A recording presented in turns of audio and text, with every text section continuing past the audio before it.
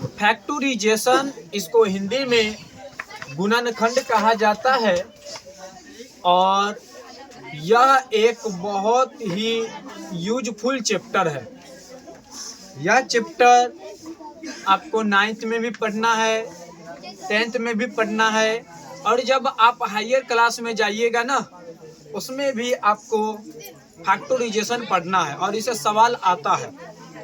तो आज जो है हम लोग गुणनखंड कैसे बनता है ये हम देखेंगे और बहुत ही आसान भाषा में समझाएंगे आपको। सुनिए, अभी जो गुणनखंड बताएंगे है ना, वह गुणनखंड जो है उसमें हम 3 संख्या लेते हैं।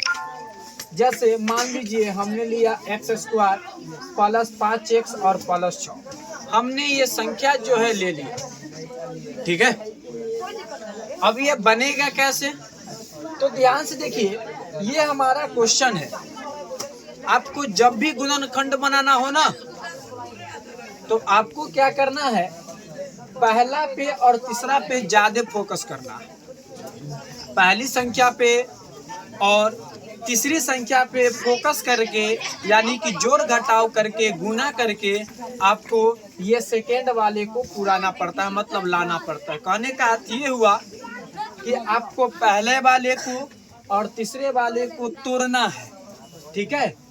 और तोड़ने के बाद आपको ये जो सेकेंड वाला है 5x, इसको पुराना होता है, ठीक है। और इसमें भी आसान क्या है, पहला और तीसरा को तोड़ना है आपको, ठीक है। तो पहला और तीसरा में भी किसको तोड़िएगा, जिसमें कोई संख्या इंक्लूड रहेगा, है ना। जिसमें संख्या रहेगा ना उसी को आप क्या कीजिएगा, तोड़िएगा। तो देखिए ध्यान से, यहाँ पे x² है तो x के साथ कोई भी संख्या लगा हुआ नहीं है, इसी के लिए हम x को नहीं तोड़ेंगे। अब हमें तीसरा पे फोकस करना है, तो तीसरा में 6 है, तो अब हम 6 को क्या करते हैं, तोड़ते हैं, ठीक है। अब देखिए कितना कितना के पहाड़ा में 6 आता है, तो 2 के पहाड़ा में और 3 के पहाड़ा में जो है सो 6 आता है। तो चलिए 2 गुने 3, अच्छा यह दोनों को जोड़ के देखिए तो हमको जितना लाना है उतना आ रहा है। तो ध्यान से देखिए, 2 और 3 को जोड़ेंगे तो कितना हो जाएगा, 5। हमको लाना भी कितना है, हमको लाना भी 5 ही है ना। तो पहला जो रहेगा उसको ऐसा ही लिख दीजिएगा। अब 5 किसको किसको पूरा कर 5x लाए हैं, तो 2x और 3x को, तो 2x प्लस 3x और प्लस 6, ठीक है। अब जो है हमारे पास 4 संख्या हो गया, 1 2 3 4 संख्या हो गया। तो अब आपको करना क्या है, एक बार में 2 गो के बनाना है।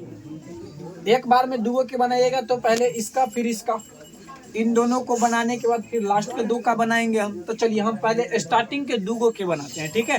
तो देखिए हमें ना इन दोनों में ऐसा क्या है, हमें ना क्या करना है, एक ऐसा अंक को बाहर लिखना है जो पहला में भी हो और दूसरा वाले में हो। तो बताइए, देखिए ध्यान से, इसमें भी x है और इसमें भी x है, तो हम x को क्या कर लेते हैं, कॉमन ले लेते हैं। मतलब आपको कॉमन ऐसी संख्या लेनी है जो पहली वाले में भी हो और दूसरे वाले में भी हो, ठीक है। तो x जो है दोनों में था। अब ध्यान से देखिए, इसमें 2 है लेकिन इसमें कोई संख्या ही नहीं है ना, इसमें कोई संख्या नहीं है, इसी के लिए हम सिर्फ x लिए हैं क्योंकि x दोनों में है।